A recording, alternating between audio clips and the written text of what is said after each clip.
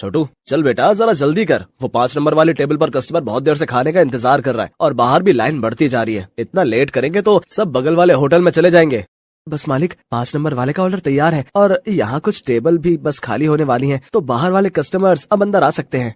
ये है सत्यभान और इसका होटल अतिथि देवो भव। जैसा इस होटल का नाम था ठीक वैसा ही यहाँ का काम था। होटल के अंदर आने से पहले हर कस्टमर का तिलक किया जाता था और फिर बड़े ही सम्मान के साथ उसे बिठाकर खाना परोसा जाता था। इस अनोखे तरीके की वजह से ही सत्यभान का ये होटल बहुत मशहूर था और बड़ी दूर दूर से लोग यहाँ खाना खाने आते थे। होटल के खाने का बढ़िया स्वाद और यहाँ की साफ सफाई भी एक बड़ी वजह थी कि आसपास के कई होटलों और ढाबों को छोड़कर कस्टमर सत्यभान के पास ही आते थे। सर मेरा नाम रमन है, मैं पब्लिक टाइम्स अखबार से आया हूँ, मुझे आपका इंटरव्यू करना है। अच्छा हाँ क्यों नहीं, आइए आइए। रुकिए पहले मैं आपका तिलक करूँगा। हाँ अब ठीक है, अब आप यहाँ आराम से बैठिए। छोटू जल्दी से साहब के लिए गर्मा गर्म कचौड़ियाँ और बढ़िया चाय तो लेकर आ। हाँ तो सत्यभान जी, सबसे पहले मैं आपका पूरा होटल और यहाँ की किचन देखना चाहूंगा। वैसे सुना तो मैंने ये है कि आप किसी को भी अपनी रसोई में लेकर नहीं जाते, लेकिन मुझे तो आपके वहाँ लेकर जाना ही होगा, वरना ये इंटरव्यू अधूरा रह जाएगा। अरे बस वो बात ऐसी है कि आप तो जानते ही हैं, होटल के बिजनेस में सारा खेल खाने में इस्तेमाल होने वाले मसालों और रेसिपी का ही है और यहाँ मैंने और मेरे साथियों ने बड़ी मेहनत से ये सब तैयार किया है। अच्छा लेकिन आपके यहाँ जो लोग काम करते हैं, मतलब आपके साथी, अगर उनमें से किसी ने धोखा दिया तो?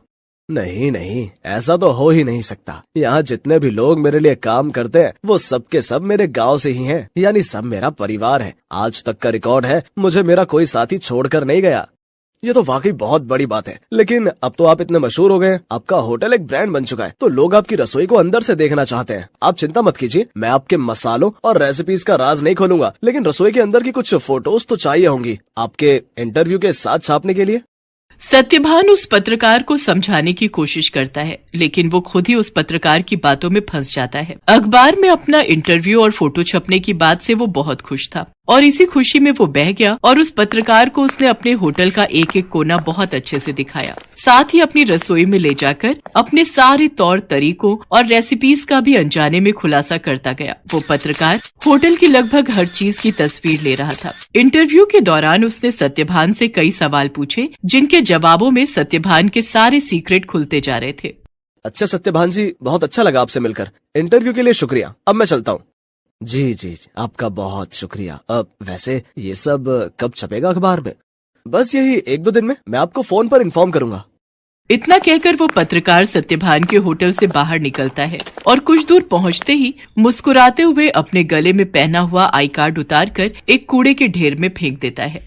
बड़ा अक्लमंद समझता था खुद को, एक नंबर का बेवकूफ निकला ये तो। असल में ये आदमी कोई पत्रकार था ही नहीं, पास ही मौजूद एक दूसरे होटल के मालिक का रिश्तेदार था, जो पत्रकार बनकर सत्यभान के सारे सीक्रेट जानने के लिए उसके पास गया था। ये आदमी अपने मकसद में पूरी तरह से कामयाब हो चुका था। इधर सत्यभान रोज सुबह के अखबार में अपने इंटरव्यू के छपने का इंतजार कर रहा था। जा छोटू, देख तो अखबार आ गया होगा। अब तो पूरे 4 दिन हो लिए, आज तो पक्का अपनी फोटो छपी होगी। छोटू फौरन उस दिन का अखबार लेकर आता है, लेकिन बीते दिनों की तरह उसमें भी सत्यभान और उसके होटल का जिक्र तक नहीं था। ये देखकर सत्यभान उदास हो जाता है। ऐसा कई दिनों तक होता रहा। फिर सत्यभान ने उम्मीद ही छोड़ दी और ये सब कुछ भुला दिया। फिर एक दिन अचानक सत्यभान के होटल में रेड पड़ जाती है। फूड इंस्पेक्टर अपने कुछ आदमियों के साथ सत्यभान के होटल पहुंचते हैं और वहां मौजूद हर चीज की जांच करने लगते हैं। देखिए, हमें आपके होटल के खिलाफ शिकायत मिली है कि आप खाने में नकली सामान का इस्तेमाल करते हैं। ये कैसी बातें कर रहे हैं आप? सालों से मैं इस होटल को चला रहा हूँ, वो भी पूरी ईमानदारी से। अगर ऐसा है तो हमें यहाँ की तलाशी लेने दीजिए। चलिए हटिए यहाँ से। पूरी टीम होटल का कोना कोना छानने लगती है। तभी उन्हें किचन के पास एक छोटा सा दरवाजा दिखता है। फूड इंस्पेक्टर खुद इस दरवाजे को खोलकर अंदर जाते हैं तो उन्हें काफी मात्रा में नकली घी, तेल, नकली मसाले जैसी कई चीजें मिलती हैं। तो ये है तुम्हारी ईमानदारी का सबूत? हाँ, शर्म आनी चाहिए तुम्हें।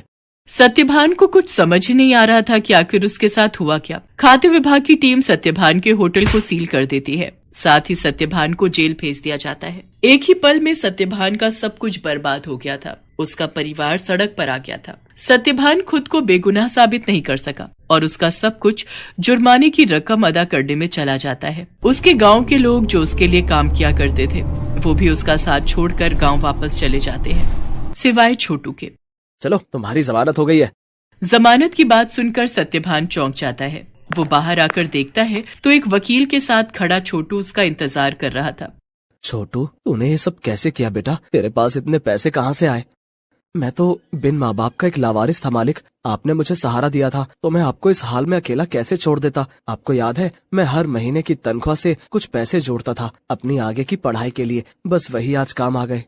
छोटू की बात सुनकर सत्यभान की आंखों में आंसू आ जाते हैं और वो छोटू को गले लगा लेता है। लेकिन अभी भी सब कुछ ठीक नहीं हुआ था। शहर भर में सत्यभान का नाम खराब हो चुका था। इसलिए सत्यभान अपने परिवार और छोटू के साथ शहर छोड़कर अपने गांव चला जाता है। वहाँ बांस के बड़े बड़े जंगल थे जिनके बीचों बीच एक छोटी सी झोपड़ी बनाकर सत्यभान और उसका परिवार रहने लगता है। सत्यभान के पास गुजर बसर के लायक भी पैसे नहीं थे, इसलिए उसे कुछ तो करना ही था। तभी एक दिन उसने गांव के एक बच्चे को एक आधे कटे बांस में कुछ खाते हुए देखा। सत्यभान उस बच्चे के पास गया और उससे बोला, बेटा ये क्या खा रहे हो? ये हरे बांस का अचार है और ये रोटी है। ये बर्तन, ये भी बांस से बना है। वो यहाँ गांव में बांस ही सबसे ज्यादा उगता है ना, तो हम लोग इसी का ज्यादा से ज्यादा इस्तेमाल करते हैं। उस बच्चे की बात सुनकर जैसे सत्यभान के दिमाग के घोड़े दौड़ने लगे। उसने फौरन छोटू को अपने पास बुलाया और उसे कुछ समझाने लगा। फिर अगले दिन तड़के सुबह ही वो छोटू के साथ बांस के जंगल में गया और ढेर सारी बांस की लकड़ियाँ काट कर ले आया। सत्यभान और छोटू दिन रात लगे रहे और देखते ही देखते उन दोनों ने सिर्फ बांस की मदद से पूरा का पूरा होटल बनाकर तैयार कर लिया, जहां दीवारें भी बांस की थीं और सारे बर्तन भी। अब सवाल ये था कि इस होटल में पकेगा क्या? मालिक आप चिंता मत कीजिए, हमें जाकर सब लोगों से बात करनी चाहिए जो शहर में अपने साथ काम करते थे। मुझे विश्वास है कि वो सब हमारा साथ जरूर देंगे। छोटू की बात मानकर सत्यभान अपने गांव के लोगों से बात करता है। धीरे धीरे गांव के कई लोग उसकी मदद के लिए आगे आते हैं। कई लोग उसे मुफ्त में राशन देते हैं, जिसके साथ हरे बांस का इस्तेमाल करके सत्यभान और छोटू होटल के लिए खाना बनाते हैं। और इस तरह एक बार फिर सत्यभान का होटल चल पड़ता है। लेकिन हालात अब पहले से बहुत अलग थे। कई दिनों तक सत्यभान के होटल में एक भी ग्राहक नहीं आता। फिर एक दिन शहर से कुछ दोस्तों का एक ग्रुप वहां आता है और सत्यभान के अनोखे होटल को देखकर चौंक जाता है। कुछ नया आजमाने के इरादे से वो सभी सत्यभान के होटल के अंदर आ जाते हैं। सत्यभान उन सब की बहुत ही अच्छे से खातिरदारी करता है और फिर भाई वाह, मजा आ गया। ये तो बिल्कुल ही नया एक्सपीरियंस था। शहर से इतनी दूर इतनी अच्छी सर्विस और उससे भी बढ़िया खाना। सच में बहुत अच्छा लगा यहाँ आकर। और सबसे बड़ी बात, मुझे तो पता ही नहीं था कि बांस को भी खा सकते हैं, वो भी इतने अलग अलग रेसिपीज में। सत्यभान के खाने और अलग किस्म के होटल की तारीफ वो सभी दोस्त अपने दूसरे दोस्तों से जाकर करते हैं, जिसके चलते और भी लोग खास तौर पर सत्यभान के होटल में खाना खाने वहां पर आते हैं। सत्यभान की सर्विस और खाना बहुत जल्दी अपना पहचान बना रहा था। लोग शहर के हाई फाई होटल छोड़कर सत्यभान के पास गांव में आ रहे थे। धीरे धीरे सत्यभान की गाड़ी पटरी पर आने लगती है और उसके पुराने साथी जो गाँव में ही थे वो भी उसके पास काम पर लौट आते हैं। मालिक भगवान की दया से अब सब ठीक हो रहा है, लेकिन अब तक ये समझ नहीं आया कि आखिर वो सब नकली सामान उस दिन अपने होटल में आया कहाँ से। ये पहेली तो सच में सुलझानी ही होगी छोटू। मुझे लगता है मुझे कुछ करना चाहिए। सत्यभान के पास अब इतने पैसे जमा हो चुके थे कि वो अपने खिलाफ रची गई साजिश की जांच करवा सकता था। वो अपने केस को रीओपन करवाता है और एक प्राइवेट डिटेक्टिव की मदद से सारा सच बाहर निकलवाता है। असल में रमन जो सत्यभान के पास पत्रकार बनकर आया था, ये सब उसके और उसके रिश्तेदार की सांठगांठ थी, जो सत्यभान के पुराने होटल के पास ही अपना होटल चलाता था।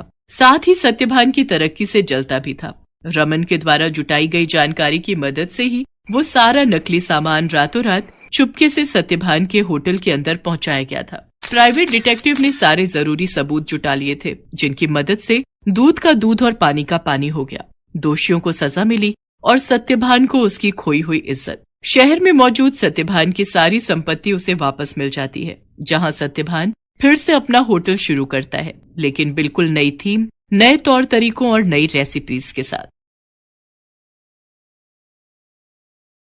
राधापुर गांव में शांता और सुमन नाम की सौतेली माँ और बेटी रहा करती थी।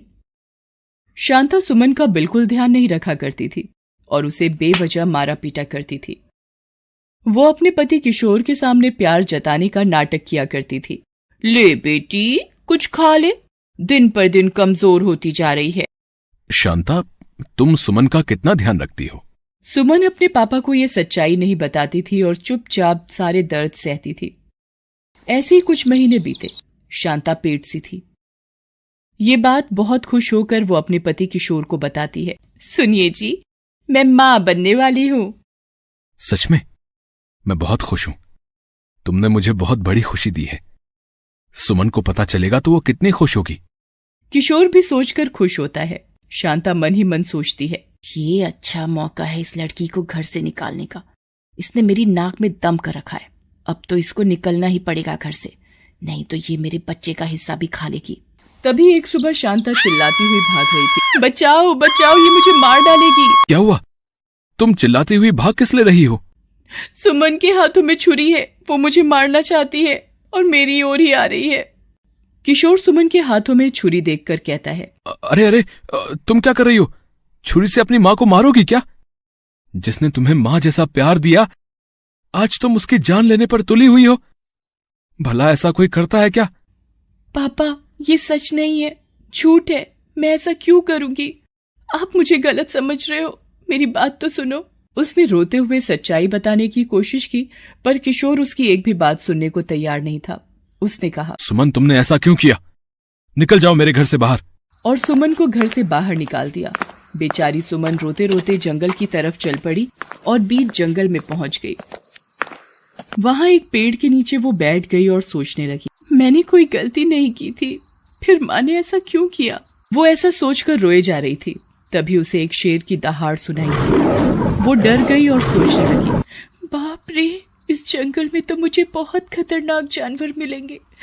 मुझे इन सबसे बचकर रहना होगा। मुझे इस पेड़ पर घर बनाकर रहना चाहिए, वरना ये जंगली जानवर मुझे खा जाएंगे। मैंने आज तक पापा को सच नहीं बताया। पापा को सच पता चलना चाहिए था। ऐसा सोचकर वो जंगल की तरफ चल पड़ी। कुछ बांस की लकड़ियां इकट्ठी करके एक सुंदर घर उस पेड़ पर बना दिया। जब घर बन गया तो उसने सोचा कि वो आराम से रह सकती है। जंगल में सेब फल लाकर खा लेती और पास की नदी में नहा लेती थी। एक बार रोते हुए सुमन ने सोचा, माँ देखो ना, पापा ने सच्चाई जानने की कोशिश ही नहीं की। भला मैं झूठ क्यों बोलती? सौतेली माँ की बातों में आकर मुझे घर से निकाल दिया। आप ही बताओ माँ, ये कितना सही है? अगर आप होती तो मुझे ये दिन ना देखना पड़ता। सुमन रोने लगी, पर उसे पापा की याद आ रही थी। वो पापा के पास जाना चाहती थी, पर डर के मारे जा नहीं सकती थी। एक दिन फल चुग रही थी, तभी वहां एक औरत आई और जोर जोर से रोते हुए कह रही थी, क्यों भगवान मुझे जिंदा रखा? किसी जानवर के हाथों मुझे मरवा देते तो अच्छा था। और वो रोना शुरू कर देती है। ये सुनकर सुमन उसके पास जाती है। दादी माँ, आप कौन हो और क्यों रोए जा रही हो? बेटा, मैंने अपने बेटे की शादी करवाई थी। बहू अच्छी नहीं है, मुझे बहुत सताती है। मेरी वजह से उन दोनों में झगड़े होते हैं। मेरी दिक्कत के कारण मुझे घर से निकाल दिया। अब कहाँ जाऊंगी मैं? वो रो रो कर अपनी पीड़ा बता रही थी। यहाँ जंगली जानवरों का एक वक्त का भोजन बन सकूं, ऐसा सोचकर मैं यहाँ आई हूँ। और वो रोने लगी। सुमन उसकी बातें सुनकर बहुत दुखी हुई और उसे अपने घर ले आई। सुमन का बांस का घर देखकर बूढ़ी औरत आश्चर्यचकित हो गई और बोली, बेटा, तुम यहाँ अकेली रहती हो? तुम्हारे माता पिता कहाँ हैं? तुम्हारे साथ कोई नहीं रहता? मेरी माँ का देहांत हो गया है। मेरे पिता ने दूसरी शादी कर ली, पर सौतेली माँ मुझे पसंद नहीं करती। उन्होंने मुझे सब्जी काटने के लिए छुरी पकड़ाई। छुरी देकर सब्जियां नहीं दी और मुझ पर आरोप लगा दिया कि मैं उन्हें मारना चाहती हूँ और पिताजी से शिकायत कर दी। पिताजी ने गुस्से में आकर मुझे डांट कर घर से निकाल दिया। इसमें मेरी कोई गलती नहीं थी। ये कहकर सुमन रोने लगी तो बूढ़ी दादी ने उसे चुप कराया और कहा, देखो बेटा, पिछले जन्म का नाता होगा जो हम यूं मिले। अब हम साथ रहेंगे। तब से वो दोनों वहीं रहने लगे। कुछ महीने बाद उन्होंने जंगल में फल तोड़कर बेचना शुरू कर दिया, जिससे वो पैसे कमाने लगी। सुमन जब एक बार फल बेच रही थी तो उसकी सौतेली माँ वहां आ गई। उसने सुमन से कहा, बेटी सुमन, मुझे माफ कर दो। तुझे घर से बाहर करने के बदले मुझे भगवान ने अच्छी सजा दी। क्या हुआ माँ? मेरा पैर फिसल गया था, मैं गिर गई और मैंने अपना बच्चा खो दिया। तुम्हारे पापा बहुत दुखी हुए। मैंने उन्हें सारी सच्चाई बता दी, पर किशोर ने कहा, ये तुमने क्या किया? अनजाने में तुम्हारी बातों में आकर फूल सी बच्ची को मैंने घर से निकाल दिया। पता नहीं वो किस हाल में होगी और कहाँ होगी। और वो मुझ पर चिल्ला रहे थे तो उनको दिल का दौरा पड़ गया। अब वो बस तुझे ही याद करते रहते हैं। घर चल बेटी, मुझे पापा से मिलना है। शांता सुमन को लेकर घर की ओर चल पड़ी। किशोर सुमन को देखकर बहुत खुश हुआ और उससे माफी मांगता है। बेटा, हमें माफ कर दो, हमने तुम्हारे साथ बहुत गलत किया। सुमन कुछ पैसे देकर जंगल की ओर चल पड़ी। किशोर और शांता उसे रोकने की बहुत कोशिश कर रहे थे, पर वो नहीं रुकी।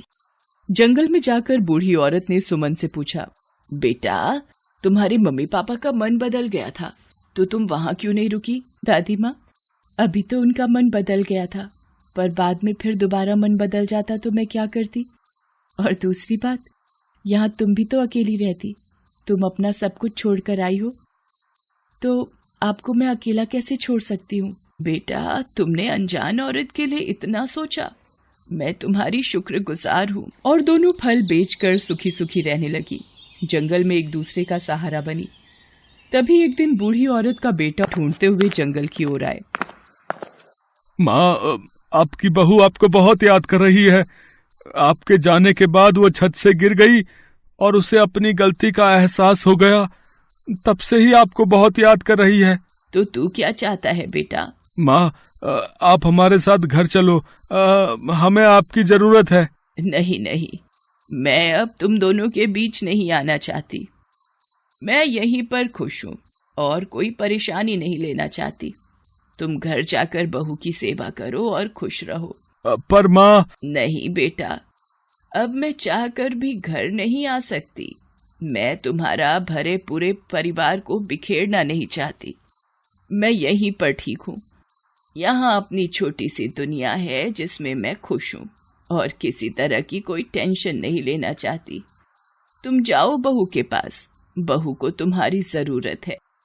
बेटा मुंह लटकाकर वापस चला जाता है। दादी माँ, आपको आपका बेटा लेने आया था तो आप क्यों नहीं गई? आपकी बहू को भी आपकी जरूरत है। आपको शिकायत थी कि आपकी बहू आपसे खुश नहीं, पर अब तो आपकी बहू ही आपको बुलाना चाहती है, फिर आप क्यों नहीं गए? बेटा, ये दोनों सिर्फ मुझे काम के लिए बुलाना चाहते थे, क्योंकि अब बहू से काम नहीं हो सकता। इसलिए मुझे एक नौकरानी के रूप में मेरा बेटा मुझे घर लेने आया था, जिससे उसकी बहू की सेवा हो सके। पर मैं नहीं जाना चाहती हूँ, क्योंकि जब मेरी बहू ठीक हो जाएगी तो वो फिर से मुझे लात मार कर भगा देगी और दोबारा मैं ये अपमान नहीं सह सकती। मैं यहाँ पर तुम्हारे साथ खुश हूँ, 2 वक्त की रोटी चैन से खा रही हूँ। और वो सुमन को गले से लगा लेती है। अब सुमन और बूढ़ी औरत सुकून से जीवन यापन करने लगी। फल बेचकर जो भी मिलता सुकून से खाती और खुश रहती थी, अपने परिवार से दूर, अपने बांस के घर में। अब उन्हें किसी की जरूरत नहीं थी। Best buddies.